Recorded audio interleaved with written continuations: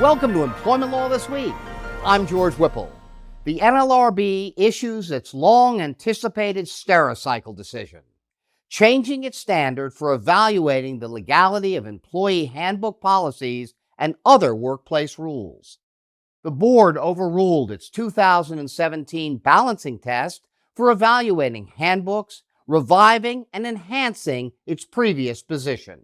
Under the new standard, a rule is presumed unlawful if it could reasonably be interpreted to restrict an employee from engaging in protected, concerted activity. This holds true regardless of the employer's intent in adopting the rule, and is applicable regardless of whether the employer's workforce is unionized. The board will now interpret rules from the perspective of an employee. The position is grounded in a view that employees are vulnerable and that workplace rules must be narrowly tailored to advance legitimate and substantial business interests. The decision applies retroactively. NLRB General Counsel Abruzzo has already started issuing complaints regarding employer policies based on the new framework. Both union and non-union employers should be reevaluating their workplace policies in light of the new standard. EEOC proposes new rules on pregnant workers' rights.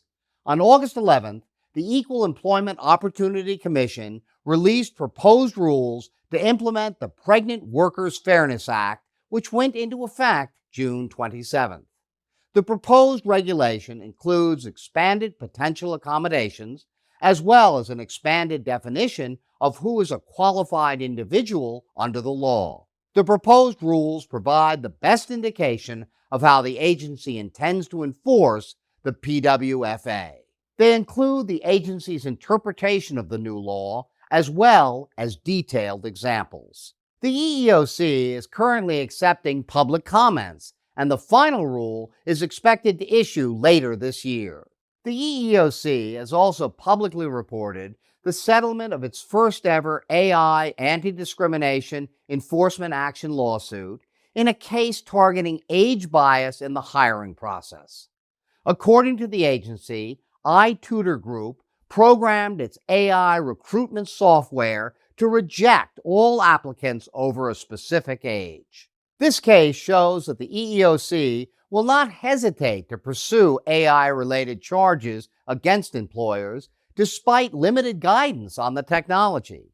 Employers should evaluate their use of AI software and other similar tools in order to mitigate the risk of an EEOC charge or discrimination lawsuit.